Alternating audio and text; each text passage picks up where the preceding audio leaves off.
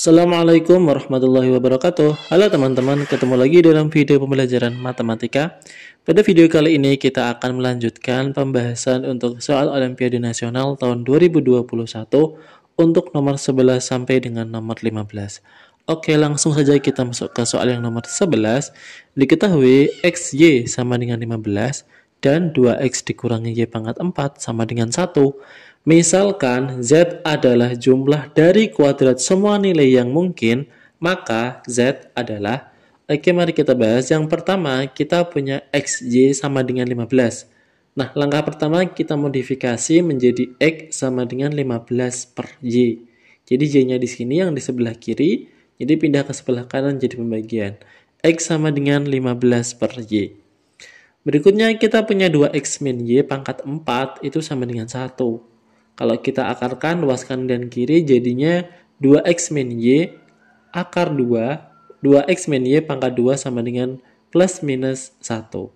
Maka kita punya dua penyelesaian, 2X min Y pangkat 2 sama dengan 1 atau 2X min Y pangkat 2 sama dengan negatif 1. Pangkat 2 itu tidak mungkin negatif. Maka yang sebelah kanan ini tidak memenuhi. Kita punya 2X min Y pangkat 2 sama dengan 1. Kita akarkan juga, maka kita punya 2X min Y sama dengan plus minus 1. Jadi kita punya 2X min Y sama dengan 1 atau 2X min Y sama dengan negatif 1. Oke, mari kita selesaikan satu persatu untuk mencari Y-nya. 2X min Y sama dengan 1. Kita substitusikan nilai X yaitu 15 per Y ke dalam persamaan 2X min Y sama dengan 1, maka menjadi 2 dikali 15 per Y dikurangi Y sama dengan 1. Kita kalikan 2 kali 15 sama dengan 30. Jadinya 30 per Y dikurangi Y sama dengan 1. Nah, semua ruas kita kalikan Y. 30 per Y dikalikan Y hasilnya 30. Y dikalikan Y jadinya Y pangkat 2. 1 dikali Y jadinya Y. Selesai. Nah, kita bentuk menjadi persamaan kuadrat menjadi Y pangkat 2 atau Y kuadrat dikurangi Y dikurangi 30 sama dengan 0. Kita faktorkan. Faktornya adalah Y plus 6 dikalikan Y min 5 sama dengan 0. Maka nilai Y-nya itu min 6 atau 5. Sekarang bentuk yang kedua yaitu 2X dikurangi Y sama dengan negatif 1. Sama, kita substitusikan nilai X-nya yaitu 15 per Y menjadi 2 dikali 15 per Y dikurangi Y sama dengan negatif 1. Lanjut, kita kalikan. 2 dikali 15 hasilnya 30. Jadi 30 per Y. Di sini tetap min Y, terus yang paling belakang tetap min 1. Agar bentuknya cantik atau bisa difaktorkan, yang bawah ini kita hilangkan dengan cara semua ruas dikalikan Y. Maka menjadi 30. Y dikali Y jadinya Y pangkat 2. Min 1 dikalikan Y jadinya min 1Y atau min Y. Maka bentuk yang kita punya adalah Y pangkat 2 plus Y min 30. Sama dengan 0. Lanjut kita faktorkan. Faktornya adalah Y min 6 dikalikan Y plus 5 sama dengan 0. Maka nilai Y-nya itu 6 atau Y sama dengan negatif 5. Jadi nilai Y yang mungkin itu min 6, 5, 6, atau negatif 5. Maka nilai Z yang ditanyakan adalah jumlah dari kuadrat semua nilai Y yang mungkin. Jadi kita kuadratkan semua nilai Y yang mungkin, terus kita jumlahkan. Min 6 pangkat 2 berarti 36, 5 pangkat 2, 25, 6 pangkat 2, 36, min 5 pangkat 2, 25. 36 tambah 25 tambah 36 tambah 35 hasilnya adalah 122. Jadi jawabannya adalah D. Oke, next kita bahas nomor 12.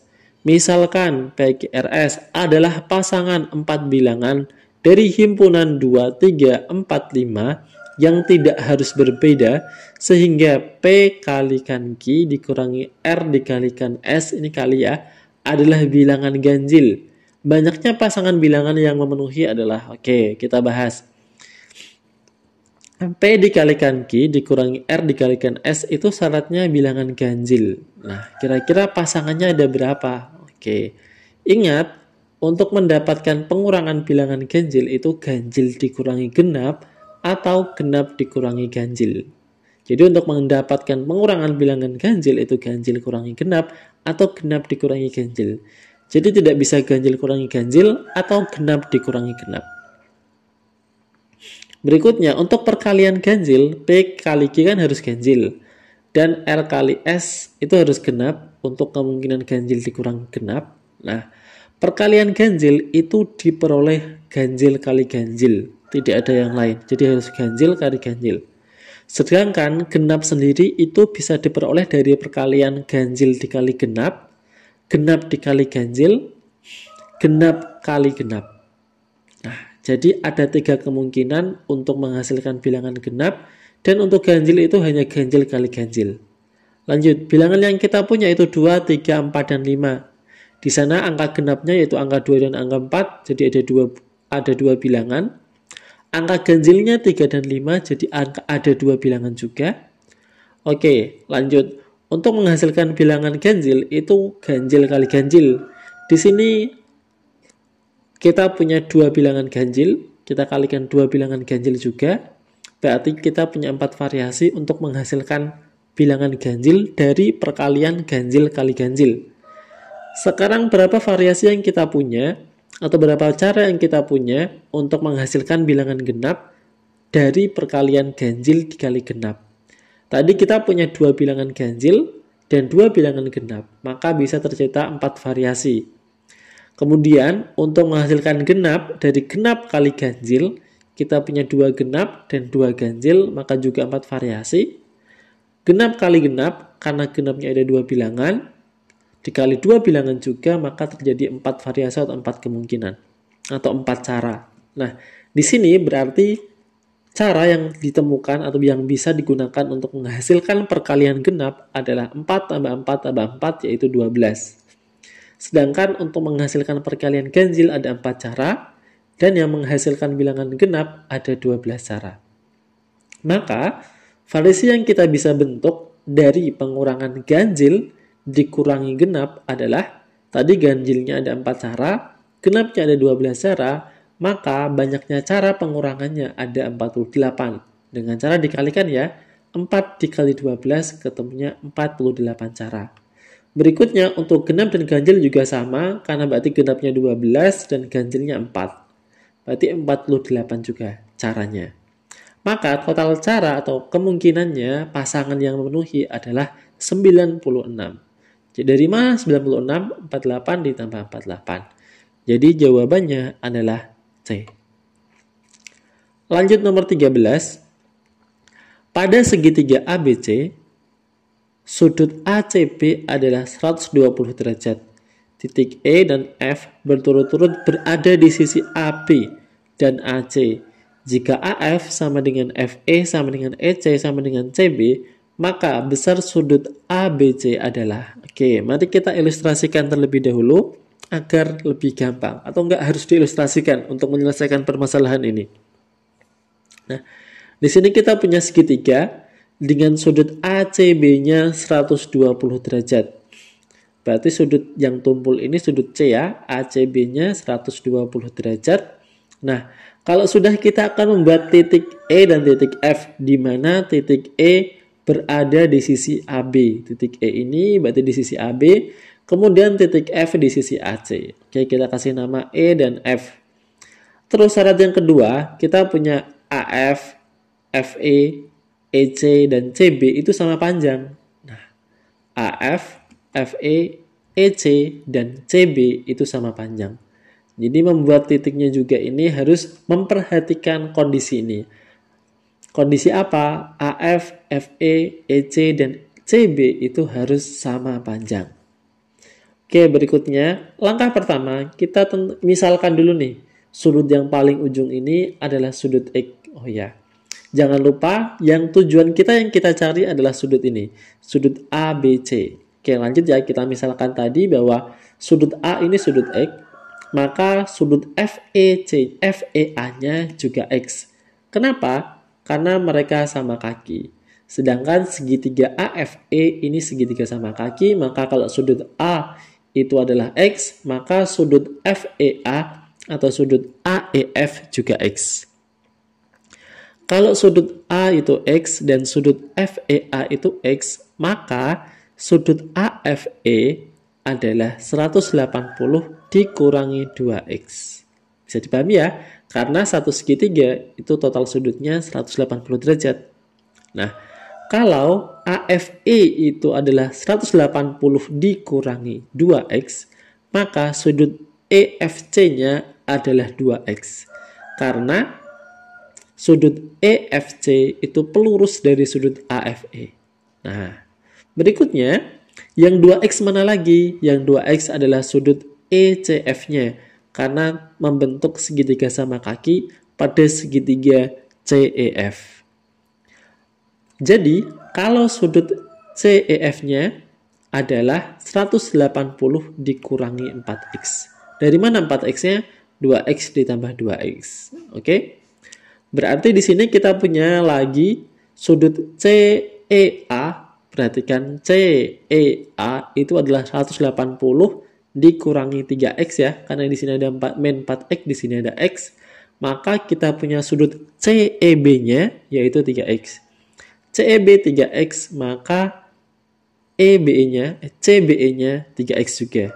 Karena ini segitiga sama kaki pada segitiga ECB atau CBE. Berarti sudut ECB-nya adalah 180 derajat dikurangi 3X. Oke, maka yang kita gunakan adalah ini, yang sudut yang bertumpuk ini untuk mencari nilai X-nya. Berarti 180 dikurangi 6X ditambah 2X itu sama dengan 120 derajat. Kita kelompokkan, min X tambah 2X sama dengan 120 derajat dikurangi 180. Min 6X tambah 2X jadinya min 4X. 120 dikurangi 180 jadinya min 60 derajat. Maka X sama dengan min 60 dibagi min 4 yaitu 15 derajat.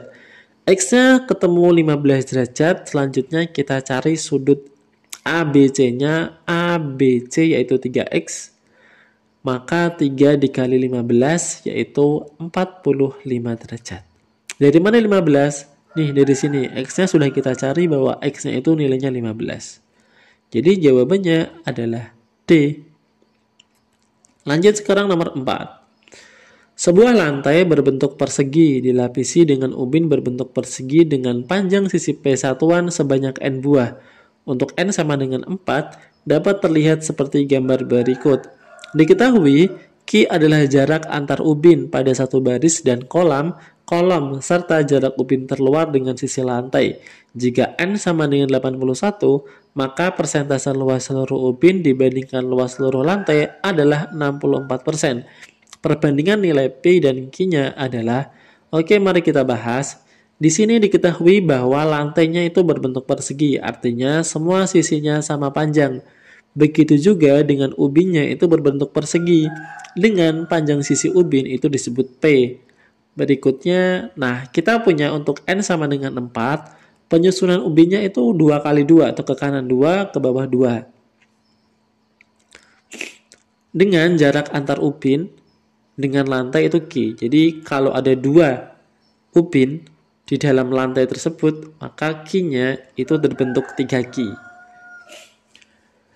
Oke, lanjut kita cari luas ubinnya. Karena di sana luas ubinnya itu ada 4, sedangkan ubinnya itu berbentuk persegi dengan sisi P, berarti 4 kali P kali P.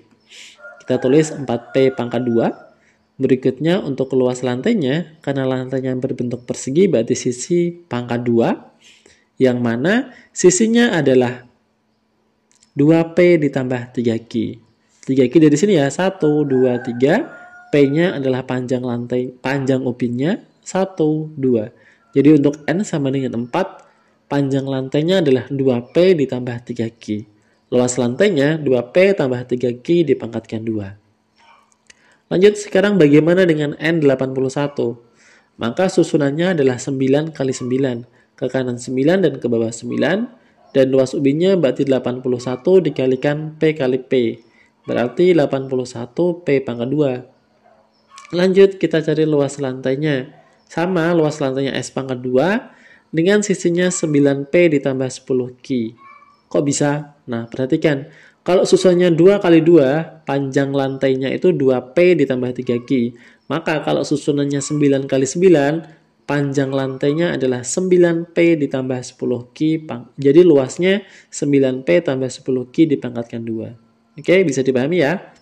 Nah, di sini kita pengen cari perbandingan nilai P dan Q dari persentase luas seluruh ubin dan lantai. Diketahui bahwa luas ubin dibanding seluruh lantai adalah 64%. Maka perbandingannya 64/100 dan luas lantainya adalah 80. Luas ubinnya 81P pangkat 2, luas lantainya 9P ditambah 10Q pangkat 2.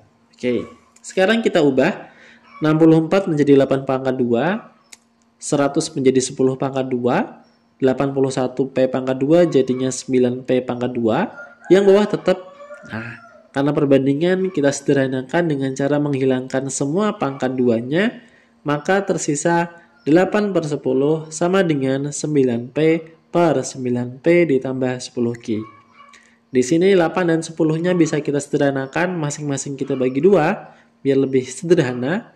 8 bagi 2, 4, 10 bagi 2, 5. Oke, untuk mempermudah menyelesaikan. Berikutnya kita kalikan silang. 5 kali 9P jadinya 45P. 4 kali 9P jadinya 36P. 4 kali 10Q jadinya 40Q. Lanjut, kita kelompokkan. 45P yang 36P kita pindah ke sebelah kiri. Jadinya min 36P sama dengan 40Q. 45 dikurangi 36 itu 9. Jadi 9P sama dengan 40Q. Maka P per Q sama dengan 40/9. Jadi P dibanding Q adalah 40 dibanding 9. Jawabannya yang A. Oke, bisa dipahami ya? Lanjut nomor terakhir. Tenda A dan tenda B seperti dalam gambar, memiliki lebar 3 meter dan tinggi 2 meter. Luas lahan yang digunakan untuk membuat tenda A dan B sama. Jika panjang tenda A adalah luas bahan ya, panjang tenda A adalah 6 meter, maka nilai P sama dengan berapa? Oke, gambar tendanya kayak gini. Ini untuk tenda A dan ini tenda B. Karena di sini diketahui luas A sama dengan luas B, mari kita cari luas A terlebih dahulu. Perhatikan, samping ini kita sebut sebagai dinding, maka luas dindingnya adalah panjang kali lebar 6 kali 0,5. Karena dindingnya ada 2, kanan dan kiri, maka kita kali 2. 6 kali 0,5 kali 2 ketemunya 6. Lanjut kita cari luas pintunya. Luas pintunya berbentuk trapesium. Nah, maka jumlah sisi sejajar kali tinggi dibagi 2. Kenapa ada 4? Perhatikan yang di depan ini trapesiumnya ada 2, maka yang di belakang juga ada 2, berarti totalnya ada 4. Yuk kita hitung 2 tambah 0,5 jadinya 2,5. Dikali 1,5 dibagi 2 dikali 4 hasilnya 7,5. Berikutnya luas atapnya. Nah, luas atap yang ini berarti panjang kali lebar terus kali 2. Kenapa kali 2? Berarti atap yang sebelah kanan dan juga atap yang di sebelah kiri.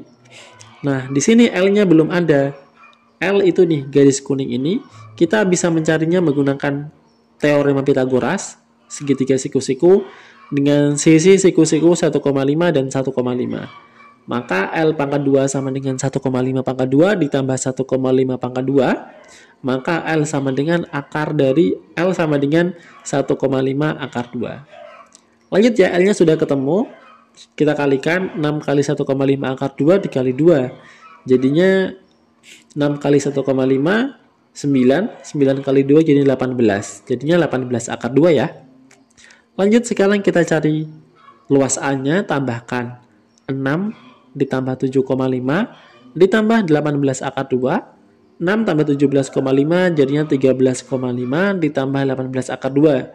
Karena di sini ada akar 2-nya, jadi kita tidak bisa menjumlahkan. Ya udah, luas A-nya bentuknya seperti ini. Lanjut sekarang kita mencari luas B. Yang gampang kita cari luas pintunya yang ini dulu nih. Itu kan bentuknya segitiga, berarti alas kali tinggi. Bagi 2. Kenapa dikali 2? Karena ada pintu depan dan pintu belakang. Lanjut kita hitung 3 kali 2, 6, 6 bagi 2, 3 kali 2 ketemunya 6 juga.